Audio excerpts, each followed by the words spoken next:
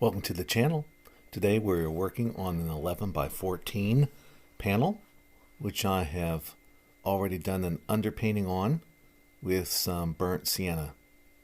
The colors today are Hansa yellow light, Naphthol red, ultramarine blue, burnt sienna, yellow ochre, ivory black, and titanium white. My medium is liquid. First we begin with sketching out the picture. First I dip my brush in the liquid, and now for the dark today we're using ultramarine blue mixed in with burnt sienna. Using a full box French easel, this is a Maybach easel, and using the palette that comes with the French easel.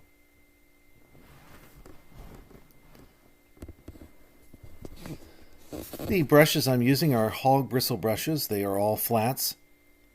Of course, over time, they actually become filberts because the ends begin to deteriorate the more you're using that against the surface.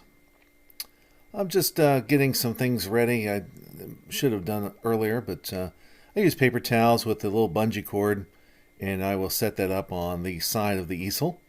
So that way it is within easy grasp for me to get a paper towel to wipe off the brushes and such. Today we're going to be working on a farmhouse picture. I'm using a couple of different reference photos, but because I'm using different parts of them, I didn't place those in the video shot. So you will not see those today, but you will see me painting the image on the surface. So I'm combining a few different elements of various reference photos that I took myself, and the main subject is actually a farm building in the area of Defiance, Missouri. My home base, by the way, is Washington, Missouri. Here I'm just sketching out the farmhouse.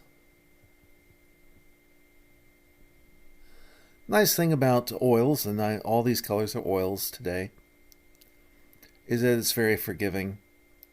Of course, with the darks, this is very light, so this is a very light mixture. I usually will mix in a little bit of Gamsol, which is the mineral spirits I'm using.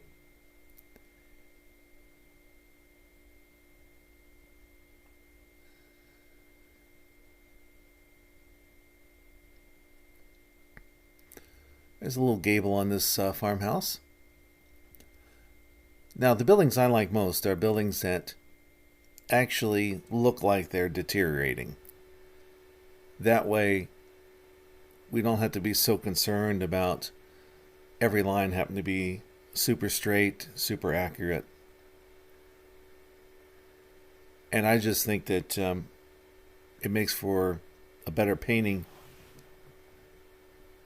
when there's some weathered wear, if you will, on the roof, on the boards, places that don't fit exactly, where you can see some things beginning to deteriorate. I think it lends itself well to an impressionistic interpretation in paint. So this is the outline of the building, and eventually we're going to look at some of the tree. There's some trees behind this building, and then there's also a foreground of different long grasses. Once again, the dark mixture is not the ivory black. Even though I put that on my palette, I've noticed in recent paintings I haven't used it very much. It is there just in case I need to tone down a particular color. For your own palette, you may decide that you could do without the ivory black. Here I'm mixing in some yellow ochre into that dark mixture, and this is going to hopefully create a sort of olive type green, I believe is what I'm going for here. And there you noticed I wanted to increase the intensity a little bit, so I'm putting some more ultramarine blue in, and I'm also now putting a little bit of the Hansa yellow light into that mixture, along with a little bit of liquid.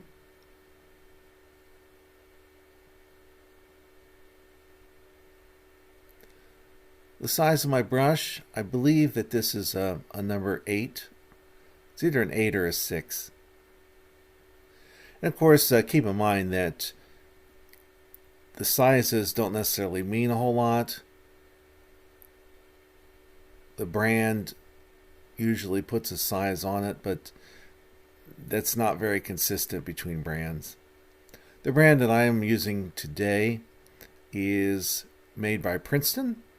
It is their Ashley line, which is just a very basic hog bristle brush. It's also one of their economical lines, so it's not very expensive.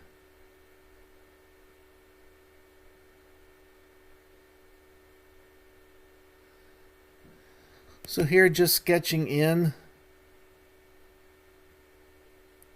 where the tree line is behind this barn.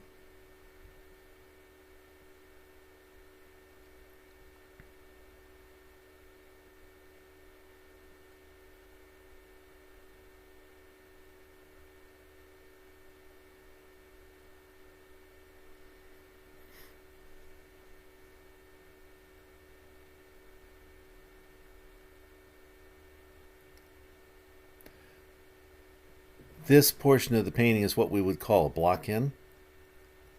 Just trying to put in the large shapes. So got the large shape reserved now for the farm, or the barn or farmhouse, one of the two. And then the tree foliage behind it, which was visible. Not a whole lot of sky. I have left a spot for it on the right hand side. I always start with the darks. It's so much easier to paint light colors over top, and that way once you get some of your darks down, it's also easier to interpret the tonal values around it.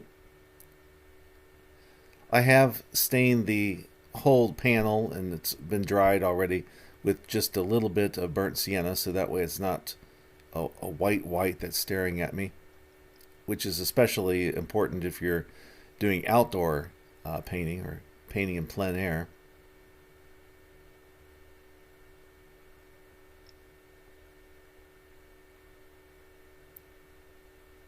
Here, putting some more yellow ochre into this mixture, along with just a little bit of titanium white, as you see that on the palette. Adding a little bit more of the yellow ochre. Always best to, just like when you're doing some woodworking, they always tell you to measure twice, cut once. Well, in painting, I would suggest that you need to think about mix twice and then apply the paint once. So spend a lot more time mixing your colors on the palette before you actually put it on the surface, and that way you will end up saving yourself some time later on if you make a mistake. There was a little bit of a bush that had a little bit different of a color, a little bit lighter color as the sun is hitting it a little bit more intensely, and so I'm blocking in an area where I'm seeing that value shift.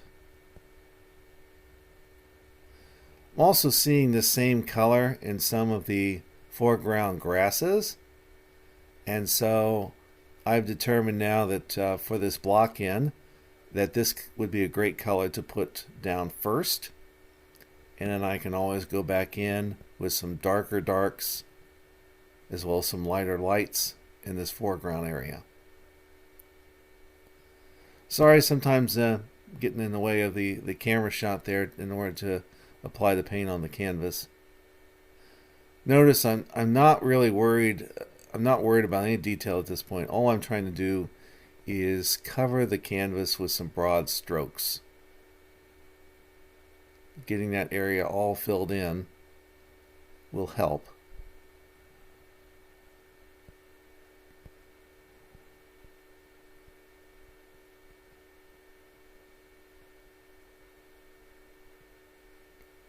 Now a little bit more titanium white.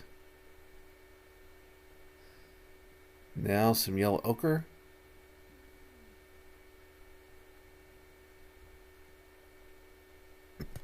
Some liquid to help the dry time. Liquid is a fast dry medium. It's made by Winsor Newton. Here I put a little bit of burnt sienna in it as well. Just looking for a little bit different shade of brown to put along portions of the foreground and this area right in front of the farmhouse or barn.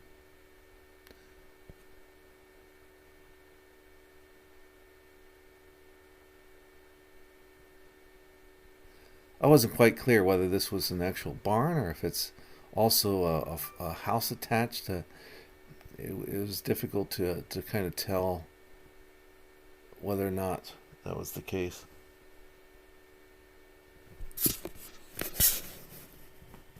And a particular barn I was actually looking at with my reference photos didn't have any trees behind it, but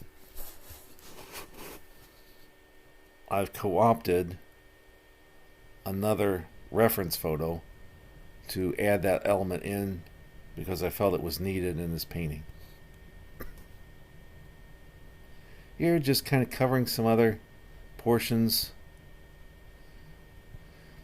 Begin giving an effect in the foreground of various grasses that might be growing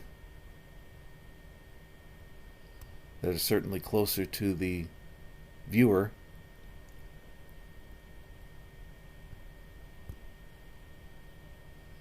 And using some vertical strokes to just hint at that, which I'm hoping will help when I put the future layers down. Right now I'm not quite sure if I want some kind of a path leading up to the drawing of this farmhouse or not.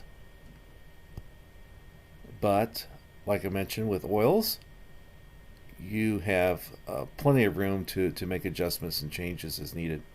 So here's another little pool of color that I'm developing with some titanium white and just a little bit of the ultramarine blue and then the liquid. And this is going to fill the sky color, which is on the right side of the painting, which is the only part at this point that hasn't been covered.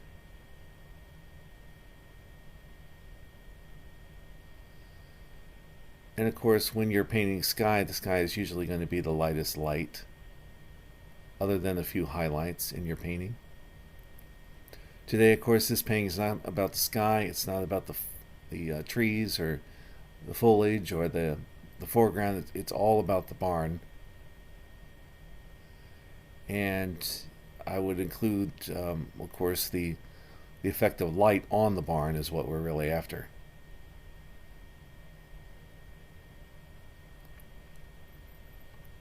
But now I'll be able to judge the tonal values much clearer, when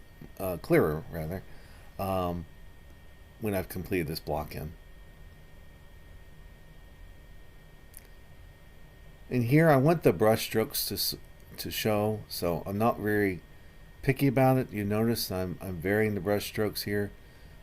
I'm really just thinking about covering the canvas as quickly as possible, which will help us not just in the studio to get our works done in a quicker manner. It also, I think, provides a sense of excitement. Paintings that look very labored, I think, lose life. And so one of the goals I'm constantly telling myself as I'm painting something is get it down as quick as possible. Whatever you're seeing, your first impressions, allow yourself the freedom to do that. So I'm happy with this block in at this point. The major groups and shapes are there.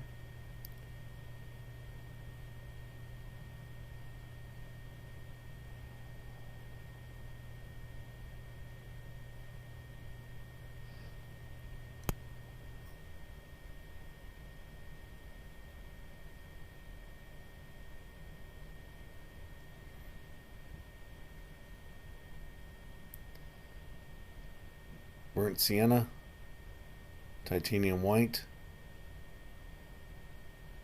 creating a light brown shade here, or actually a light red is what I'm kind of shooting for, because we're now going to turn our attention to the farmhouse itself, starting with the roof area.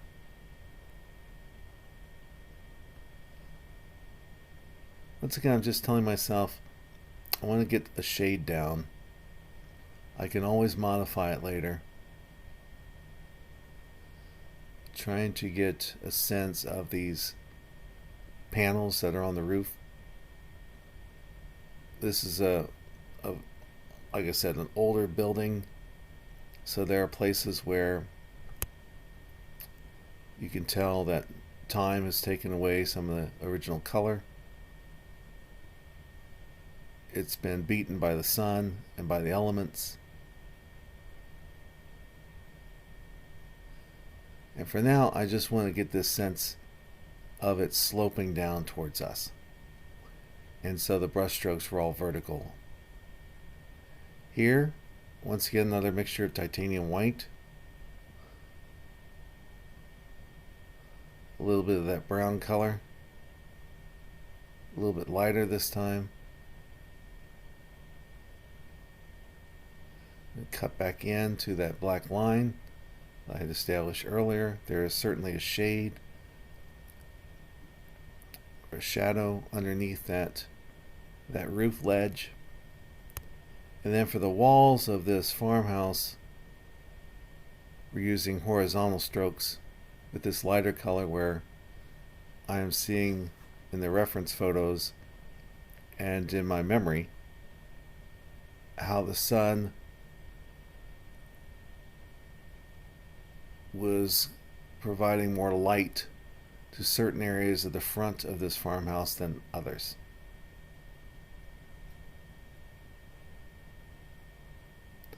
See once again how I can cut into that dark blotch to turn that more into a space where there might be a door. Now I'm going to change that up a couple times during this painting. You'll see this, and it's just a reminder that we may start out with one idea, and sometimes we will need to modify it. I struggle with that one little section there, and you'll see it throughout the painting process. I will shift gears in terms of what I want in that area. Now notice with that gable, I direct the brush strokes in a diagonal manner before returning to horizontal strokes, preparing for future layers, which will hopefully indicate with just as few brush strokes as possible that there are wood panels going across this structure. Now once again, I am cutting into the black highlight of those windows with the existing color that's on my brush. So the way that you get a little bit more detail is not by fidgeting with small brushes, but actually taking a larger brush and then cutting color back in to what is already down on your panel. Much more effective than breaking out a small brush and attempting to do all of your details with that.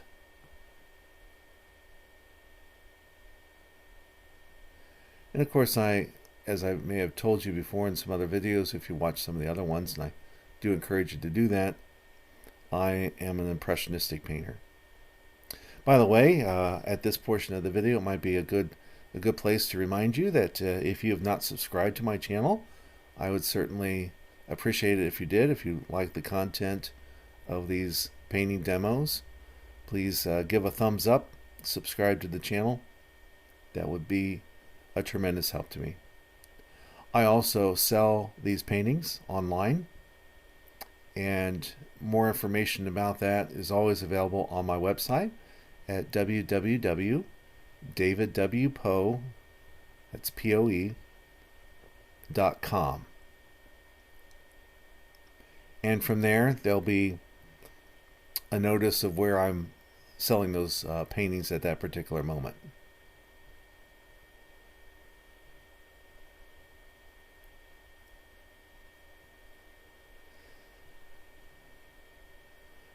So now I got kind of a base layer of the lights, some of the darks on the farmhouse. And now I'm just modifying those mixtures a little bit and then reapplying some thicker brush strokes.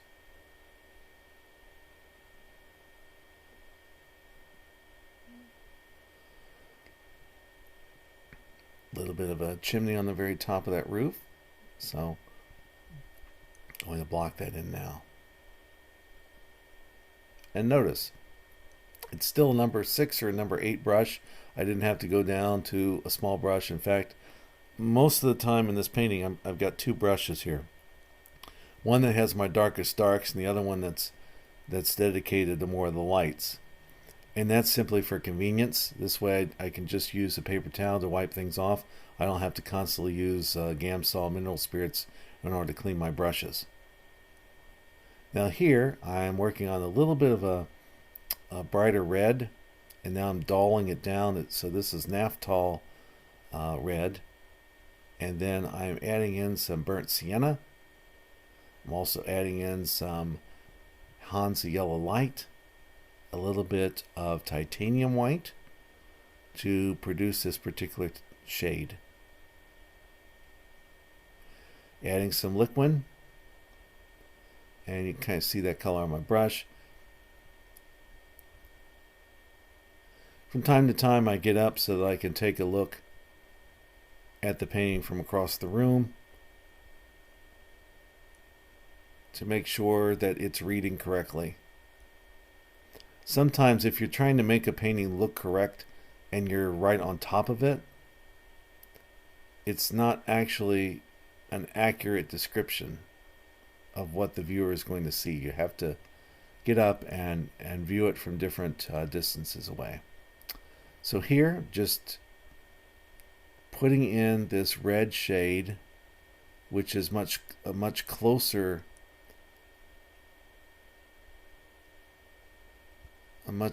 color to what I'm observing in the reference photo that I took and my memory of the scene. Here I'm softening those edges.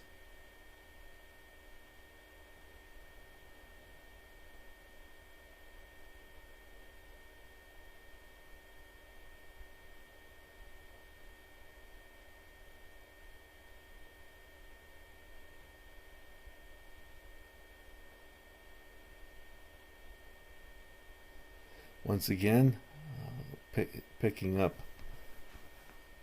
some perspective by moving away from the painting. I'm told that Sargent did that a lot. He spent the majority of his time mixing colors on his palette,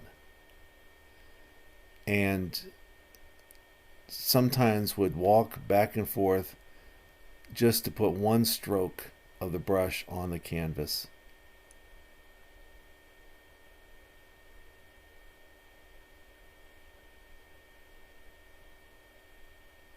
Same mindset that he wanted to be very careful with each stroke adding to the whole, and wanting to make sure before he even tried to put that stroke down that it was the correct stroke.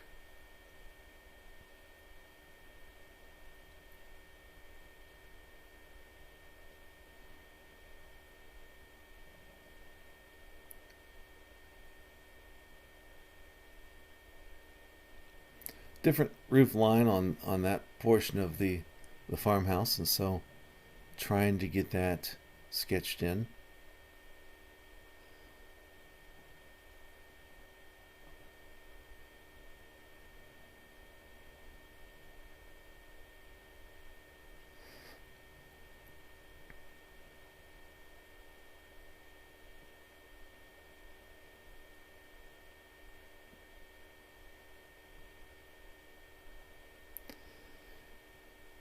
In the home studio, I just have a waste basket that I can put these paper towels in when I'm done. If I were painting outdoors, I bring a couple of paper clips basically, and some of those plastic grocery bags that you never know what to do with, that most places don't recycle, and I will attach that to my easel, and that is where I put my disposable paper towels. Sometimes I will kind of think about putting down a stroke, and you'll see me do that from time and time again. I'll take the brush like this and kind of get myself ready to put the stroke down, envisioning in my head what I'm trying to achieve, and then stick it down. Here I'm looking for some foliage that's up close to the farmhouse. Also giving a sense that usually there's a little bit less light on some foliage that's so close to a building like this. And I wanted to make sure that the viewer could see some differentiation between the light grasses in the foreground and foliage that's close to that house. I did like this color, and while it's on my palette and on my brush, I'm going to work some of that into the foreground up close to the viewer as well. This will help with a sense of color harmony, that there's no singular color that you don't find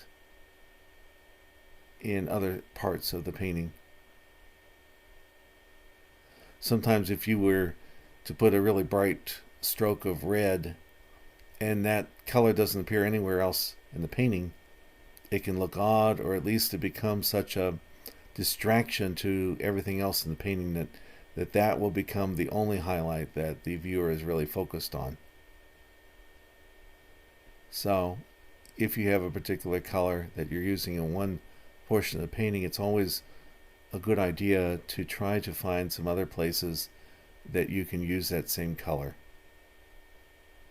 so that it will help generate that color harmony that we're looking for. So here I'm getting some more detail in without really applying much detail. It's far from over at this point in terms of the painting, but the main elements are now here. And now I'm going to spend a lot more time carefully developing the painting so that certain details show up. Some titanium white being applied there with my brush.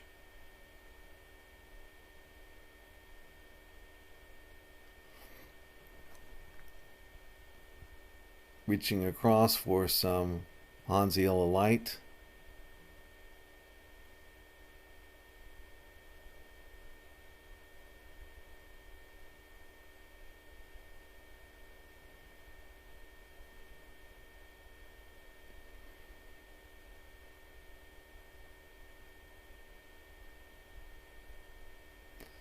And putting back in to this roof spots where the sun is striking and reflecting.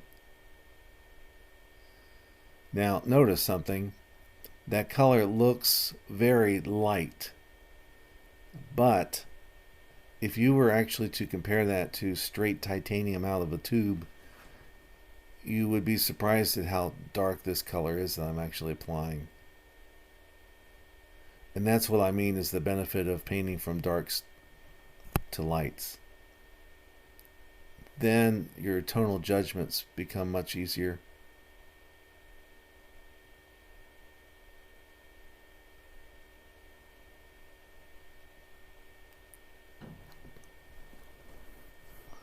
Of course, here the color can get muddy really quickly, so almost after one stroke I'm coming back in, making another mixture, adding a little titanium white here or there to lighten the color just a little bit more, and to put one stroke down, because I'm now applying much thicker paint, because this is the center point, the focal point of the painting, and especially because it is the light that's bouncing off the building that I found most helpful and was the inspiration for this painting.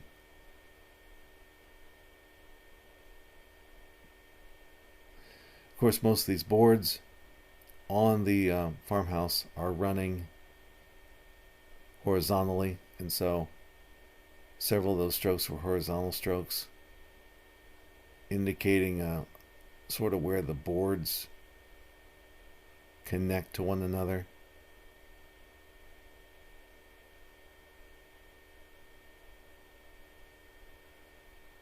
And of course, notice as the lighter colors are placed near the darkest darks, how that makes those darks pop out even more so. Still, I'm not all that happy with that. I'm calling it the door over to the right. I'm going to obliterate that a little bit later in the painting. Here I want to accentuate the dark shadow on the back side of this farmhouse, and so one way to do that is to sharpen the darks and the lights. And so you notice a couple of those strokes were meant to emphasize the dark shadow around the back of the farmhouse.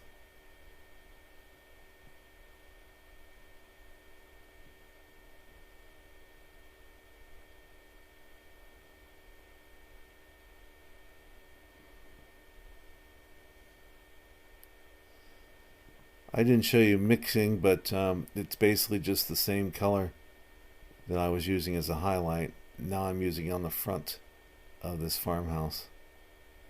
And now you see me really applying some very thick paint to provide a little bit more texture and interest.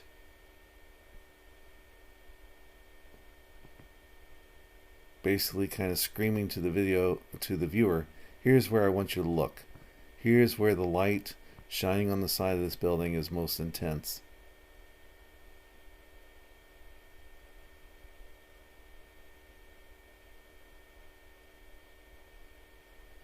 So I'm trying to be very careful there because I don't want to repaint that.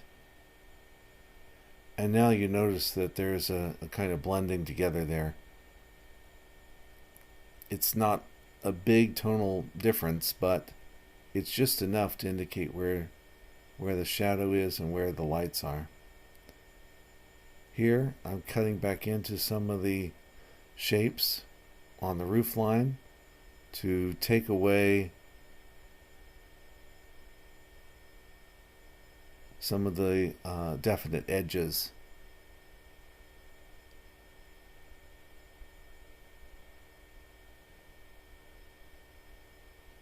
And see how right away that helps us focus on the highlight. The highlight section at this point really is that gable where the two windows are underneath it. Here on that side of the house I wasn't very happy with it, and so I'm going in with some lighter greens, a little bit more titanium white with those greens, but pretty soon I decide that that's equally not what I want. And I'm going to come in and introduce some darks again.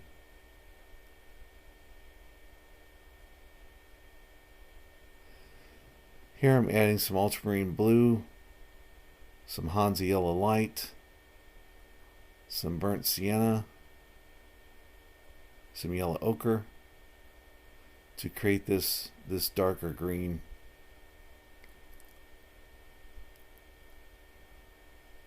Now I'm going to go back in here because I felt like I had obliterated the darks. So I want to reintroduce darks to help produce the shape of this farmhouse. So notice that I'm painting into sections rather than trying to take a detail brush and work in the lights, which would be much harder to emphasize and to do. Notice with these darker greens that are coming into the painting now, and as I work them close to the barn house, they're making sections that have been highlighted even more intensely colorized. The reds are getting sharper. The whites or cream colors are getting sharper on the basis of the foliage that I'm painting in on the edges.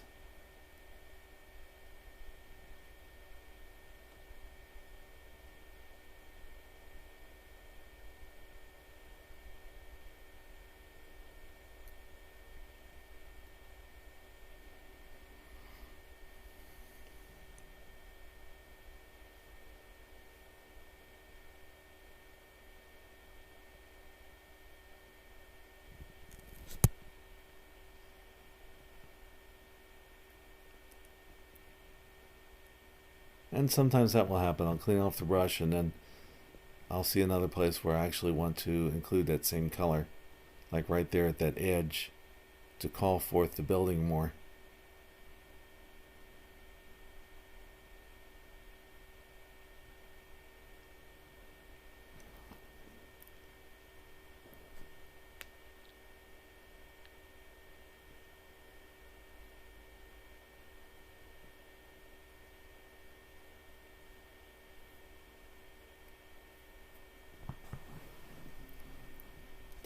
One thing I've noticed about beginning painters is that oftentimes they will stop too soon.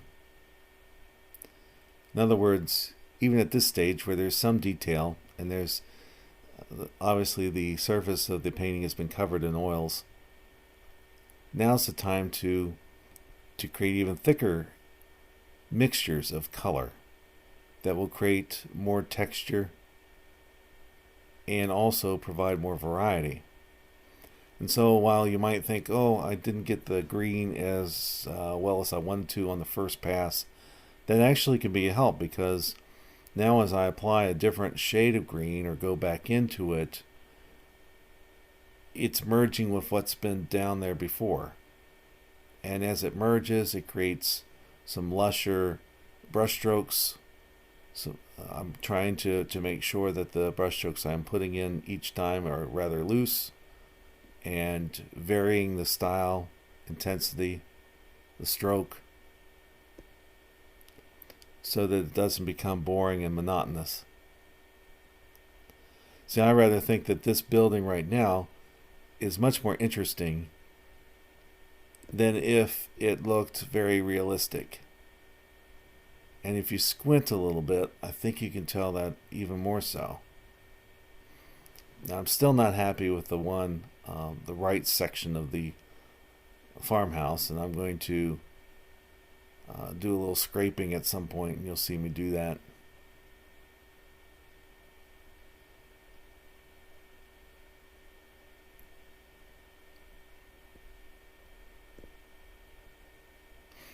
Primarily because I felt like that black door was really causing too much attention towards it.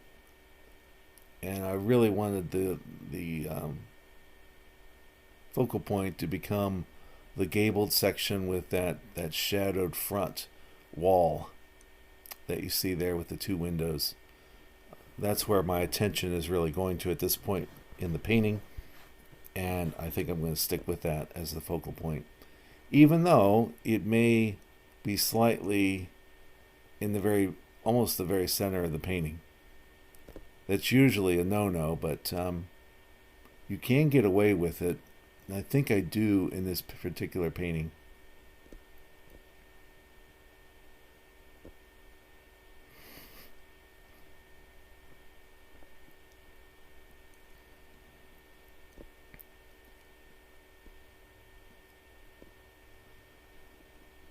Here I'm going to be trying some shadows underneath this roof line.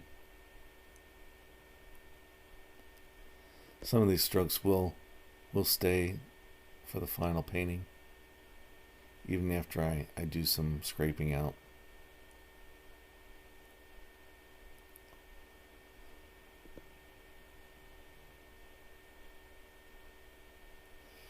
A couple of boards on this side of the house, and I just love those two strokes, honestly.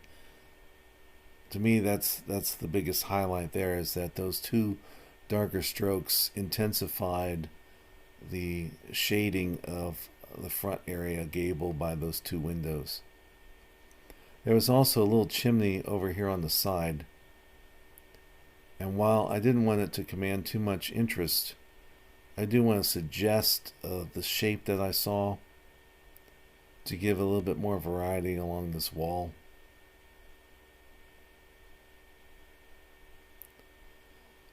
Here I noticed, well, I just I scratched in these lines to suggest where some boards might be, and then I didn't like it. It looked like too much of a pattern. And here I was trying to fix the door. Didn't like that at all. Even here, as I'm contemplating it and looking back, now I'm going back and erasing it.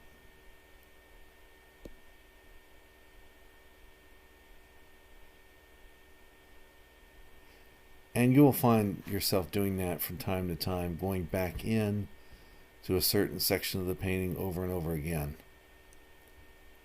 As long as you remember to keep it very light at first and then build up over time, you should be okay. And even if you do get into trouble, just take your palette knife and you scrape sections of paint off back down to the surface, and then you can go right back in with your oil paints and correct a mistake. Here, just sharpening up some lines, and that's actually a very cheap synthetic brush I'm using now. But because the bristles are soft, I find that I can paint over top of other layers of paint without disturbing them. And I think that this came into a packet of other brushes. I want to say one of the Michaels stores. It may even have been Walmart.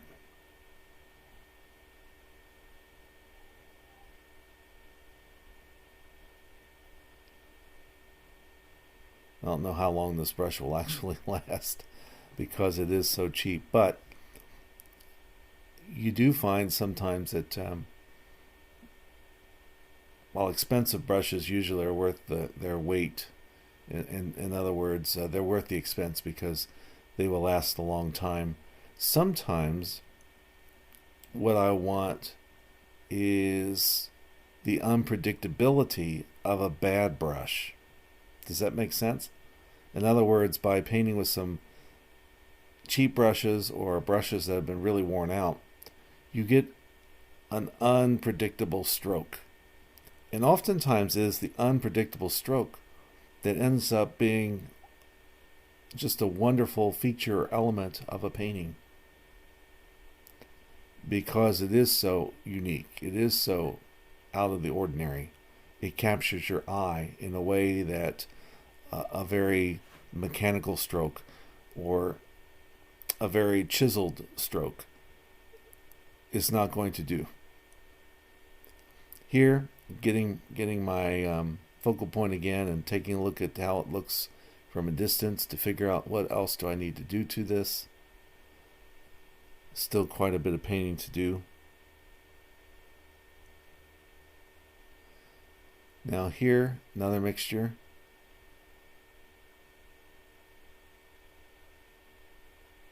This is primarily a burnt sienna with a little bit of titanium white and a little bit of Hansa yellow, I believe, in it. I'm going over top of that other previous brown color because I think that the brown with a little bit more red in it is going to cause your eyes to look a little bit more intensely at this area. And this is just another layer of the foliage, the long grasses that are growing in this area. And then sometimes it's good just to loosen up and pull this color down into the foreground a little bit more is what I'm attempting to do here. And knowing full well I'm going to come back over top of this and create a little bit more mystery by introducing some other colors and shapes to indicate some longer grasses as we get closer and closer to the foreground.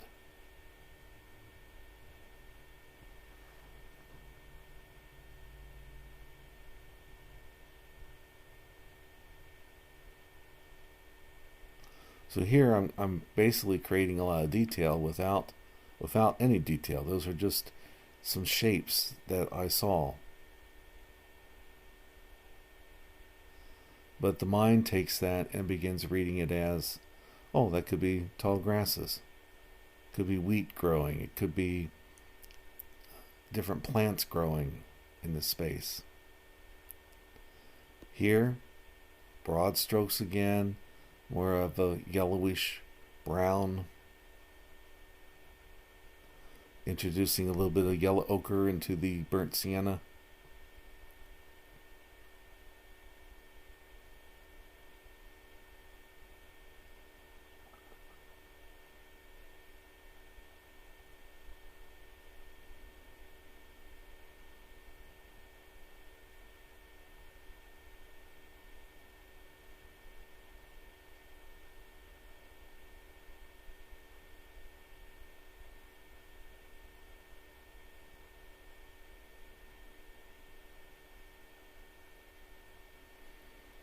Now taking some of this darker mixture and putting a few of those strokes in the foreground, creating a little bit more interest in these taller grasses,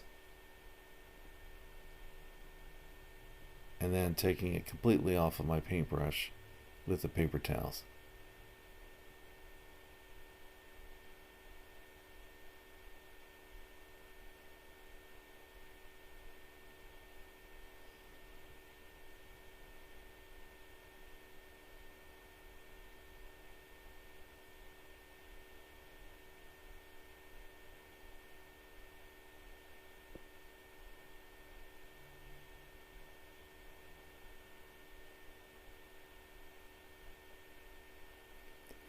Here I'm putting some more highlights of where the light is hitting the foreground. Some of this will remain, some of it will be eliminated. Just trying to vary the strokes here with the, I'm just using really the corner of the brush.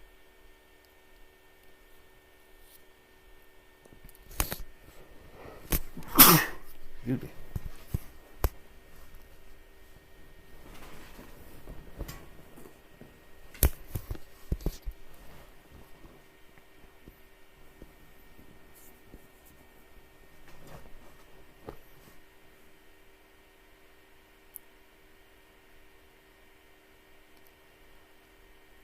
The illusion of detail can be easily accomplished by just varying some tones here in this large foreground.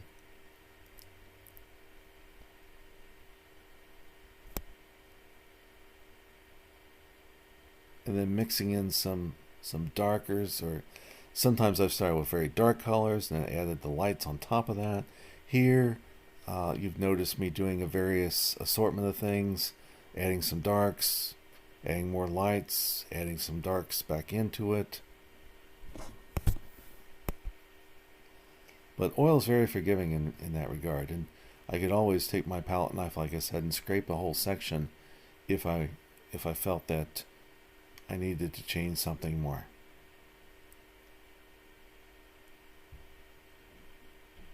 So here I'm just contemplating what the painting needs. So going into my liquid, taking some more Hansa yellow, and I'm creating another tone of green.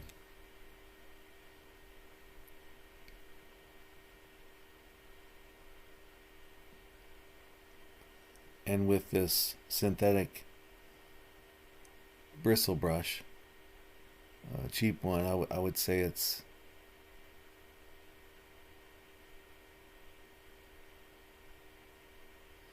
not actually quite sure what the size was on it. Now I'm basically putting these darks back over top of those lights. And notice I'm just variousing the stroke with the very tip of that to give the suggestion of foliage. There's no rhyme or reason to it. What I'm trying to stay away from is the repetition of certain shapes over and over again. And so I tried to vary it enough to give the sense of the chaos that you find in nature.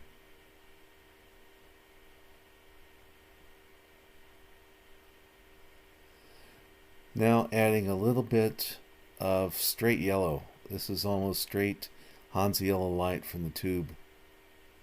And I am painting it into that green mixture that I had. Giving just a hint of perhaps some flowers blooming here in this foreground, or the light catching some of these blades and having that bounce off intensely.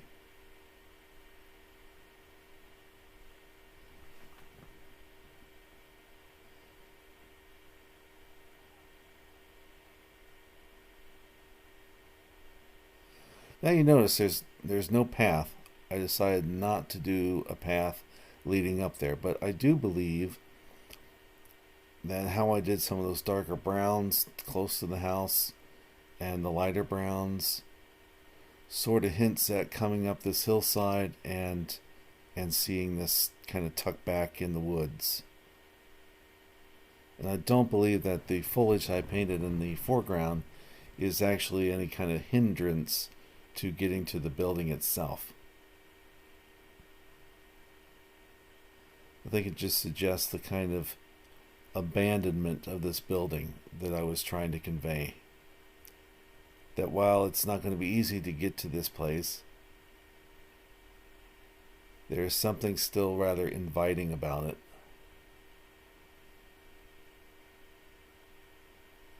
Here again, I'm cutting back into the painting with a couple colors I've used already. This is the burnt sienna and the ultramarine blue, and I'm just painting in a little bit more of a shadow underneath that roof line. And once again doing that with one of my cheap brushes.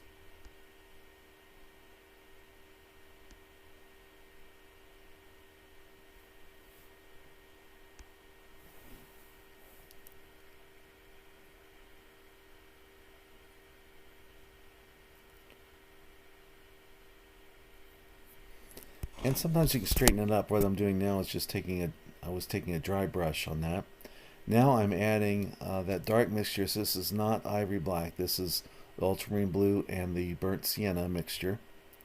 And I'm putting a dark black line on the back edge of the building to give a sense that there's a shadow back there. And notice how I think that worked. You can't really tell that big of a difference between the greens that are back there, but this little detail really helped it. Now I think this is the part where I'm going to be focusing in on the little chimney and the door.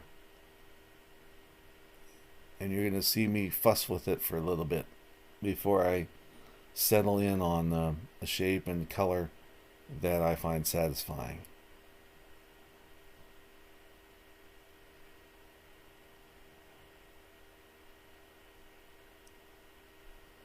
Here once again I was contemplating painting that door again, and I still don't like it.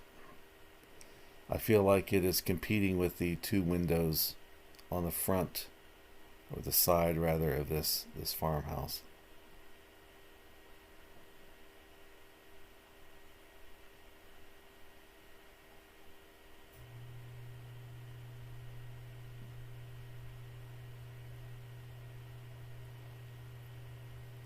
Some of that lighter shade that was already on my palette. And here we're working on that chimney. I want to get the shape of this chimney about right. I don't want it to stand out as a focal point. I just want to indicate to the viewer that there's something there built in. It's receiving a different level of light. So now I'm darkening it a little bit on the side, indicating some more shadows being created by those forms.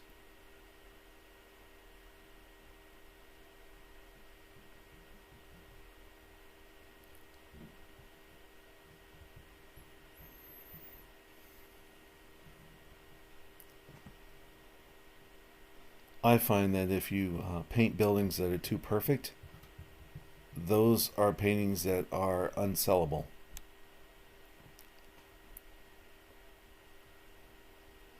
People want buildings that certainly can resemble the buildings that we see, but that capture a sort of artistic flair, that are painted in this kind of painterly loose style, are much more interesting. It allows the mind to fill in gaps. It allows the imagination to invent certain stories about what they're seeing that are ultimately more satisfactory in terms of experiencing the painting than if this was an architectural rendering in paint of the building. And notice how easy it was. These are just blobs of paint. I'm not thinking about windows. I'm not thinking about roofs. I'm just thinking about painting the shapes that I'm seeing. And allow and trust the viewer to do his or her own work. So we see we got the chimney in there, and notice that the colors are rather subdued.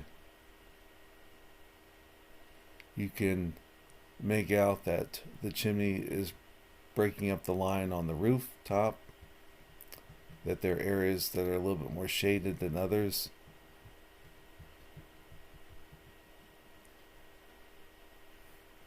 And yet it doesn't pull away from the focus of the painting.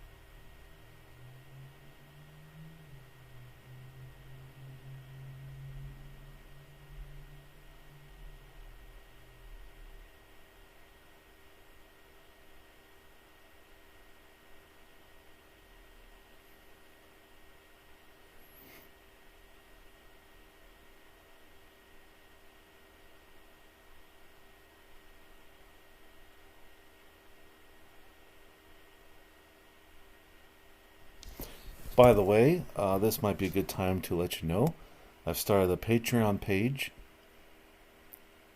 The link will be in the description below. If you'd like to support this channel and future videos, one of the best ways you can do that is to go to my Patreon page. There are 3 levels of support, $5, $10, and $15 a month. There'll be some additional content that I'll be putting up there just for subscribers at some point. For right now, it just has the same videos that you see on YouTube, but obviously, in order for me to provide these videos full length on YouTube for free of charge, I can only do that if I have enough support from others that feel so inclined as to support the channel by monetary donations. So if you are able to do so and have the means to, Patreon is a great place to support artists like myself and other artists as we provide this kind of content on YouTube.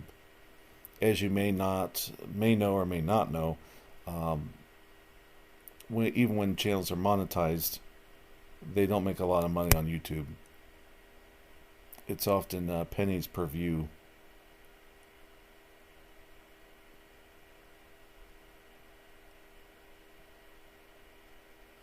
Here's a light shade that I have produced on the palette with a little bit more Hansa yellow light, a little bit of titanium white, and of course ultramarine blue. And this is going to serve to provide a little bit more contrast in these trees in the background of the farmhouse. So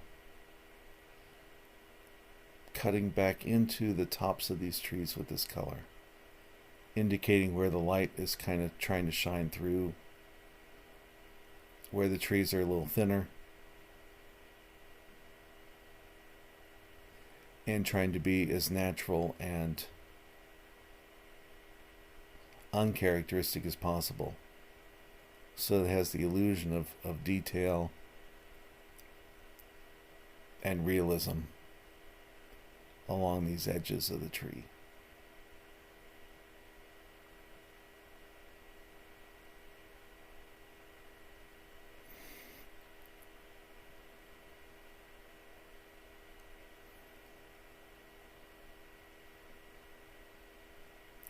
And when I step back, I'm always looking for patterns. If I'm repeating too many brushstrokes that look alike, then I need to go back in and fix them.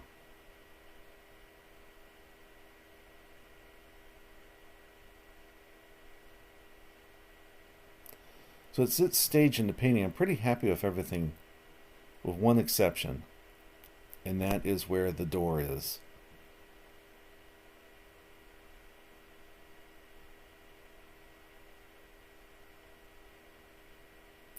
So here I go again, trying to touch the side of that building up. I'm attempting to see if I could lose it into some shrubs or something along the side.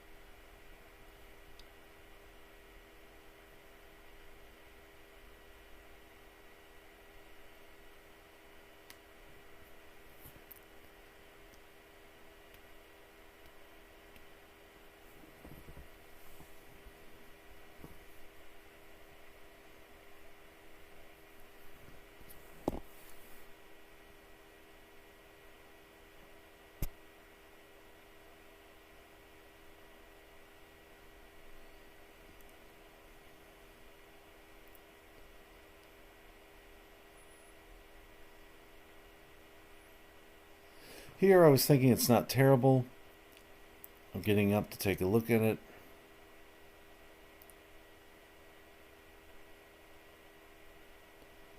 Painting is also a collection of choices that you're making. With every brush stroke, you're making a choice. Some choices you'll like more so than others.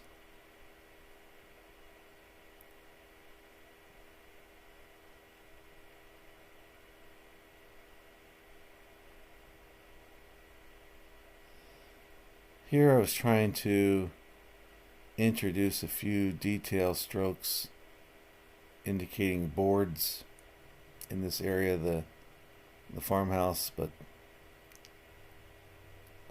the more I play around with it, I'm noticing I'm making it worse, not better, in that little section of the building.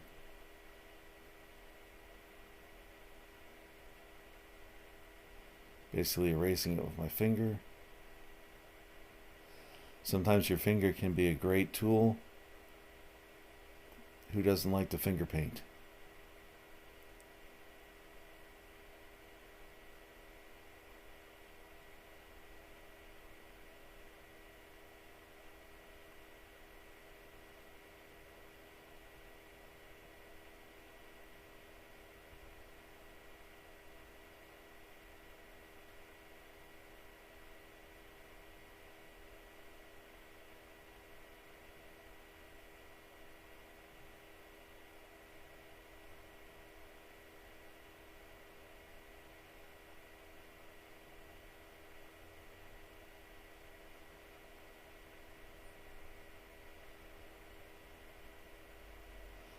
Here's where I really begin to doubt how I'm going to fix this painting. I put that red shade there and just absolutely hated it. You'll find that you do some of these things too. You you overwork a section of a painting, and then pretty soon it just doesn't look right at all. But remember, oil is very forgiving. Here I'm trying to widen that doorway, thinking that that might help. Again, I don't like the choice.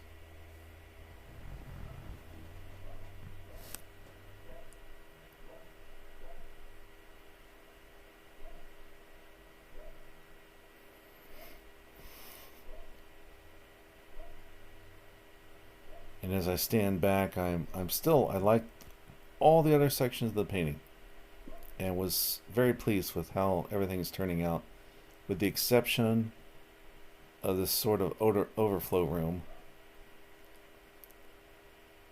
And I eventually make the choice that I'm going to turn that into a space that looks like it is a garage, where you might keep a tractor, where there might be a workstation or a bench, something of this nature there in that section. Here I'm trying to cover it up with lighter colors again to get it back to where it was.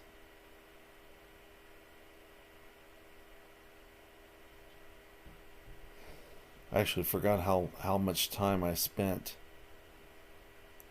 playing around with that one little section.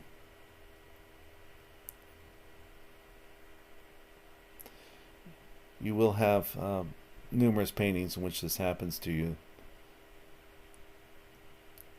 where everything seems to flow pretty good. You don't spend a lot of time in one area, and then all of a sudden there is one area where you just cannot come away with an experience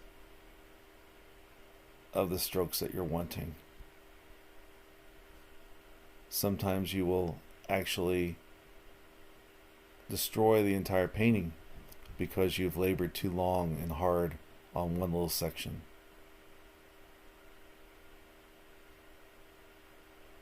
Here I wasn't, this is not too bad. I could have sort of left it here, but it still looked like there was just this big white square attached, and it didn't have enough variety or any interest whatsoever here.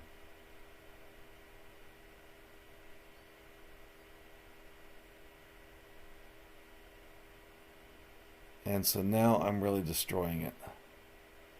I'm going in with a darker color.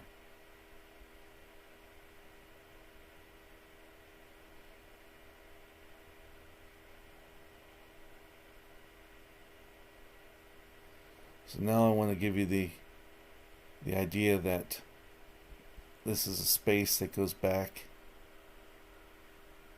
and there might be some farm equipment, something else in this little section here, that it may go all the way through to some kind of back wall, at least, where there's no light. So there's a little bit of light coming in the front of this space, but as we head into the back of the space, it's going to become darker. So now I've mixed the darkest dark again, which is the ultramarine blue mixed with burnt sienna. And so now I'm going back into that space and creating the darkest darks in that space. And yet I want some variety in that stroke to suggest various degrees of darkness and light in that space next to the barn house here.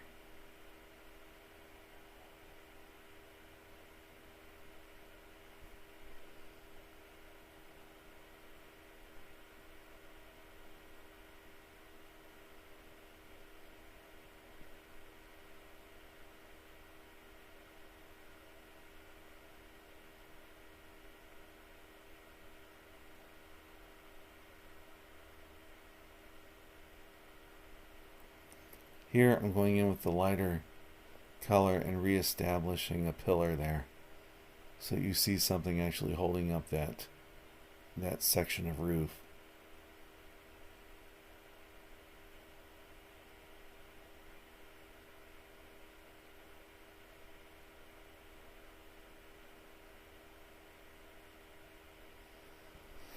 they are much more pleased with the painting. It provided some detail. It's no longer just a white square, and yet it doesn't call so much attention to it that it takes away from the focal point.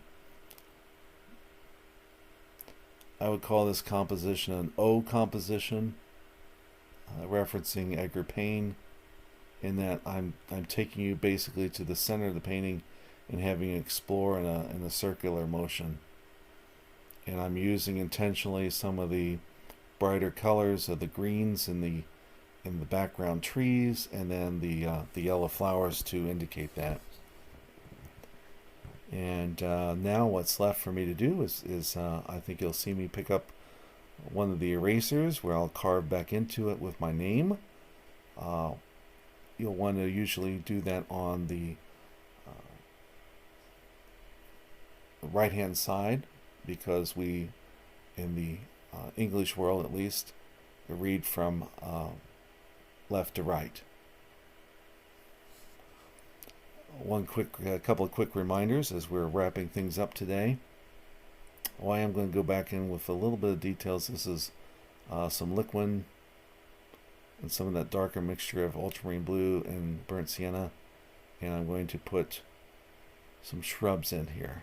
I forgot about this part of the painting. And this too is to help with that O composition. Notice how I'm flicking these as just blades of longer grass in the foreground, but they're actually aimed towards the house, and hopefully pulling your eye towards the house so that you'll stay in the center of the painting. I'm also going to add a little tree onto the right side of the painting, kind of a dead tree in the foreground area, to also help with the composition, to keep your eye directed inward and not going off the edge of the painting. So here, that's just a liner brush. It's a number 2 liner brush. It's also made by Princeton. It is part of their Aspen line, so it's a synthetic fiber. This is a great detail brush to have. I don't carry very many small brushes, but this one is the exception. It can paint some wonderful branches and other little details that you may need in a painting that simply can't be produced by having any of the flats. So here's this dead tree, and I want to make sure that it is embedded into the landscape, but at the same time its main purpose is to keep the viewer from leaving the page, so to speak, and looking to another painting that might be hanging on the wall or the exposition. Here, just some random strokes to present some other foliage and a couple of shadows.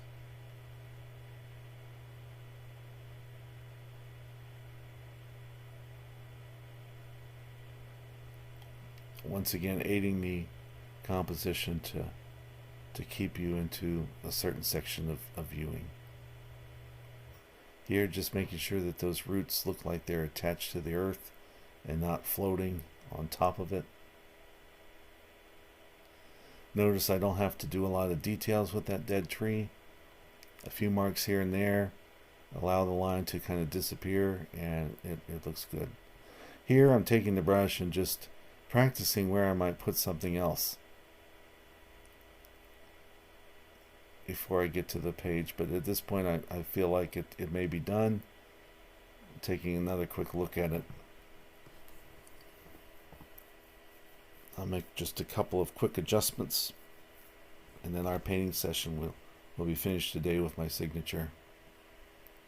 Reminder again, if you like the content of this channel, please subscribe. Give a thumbs up if you like this video in particular. If you would like to purchase any of my paintings, you can go to my website, www.davidwpoe, that's spelled P-O-E, .com/. So www.davidwpoe.com. You'll find out more information about me, the painting process, a gallery of some of my creations, and a link to where I sell my paintings.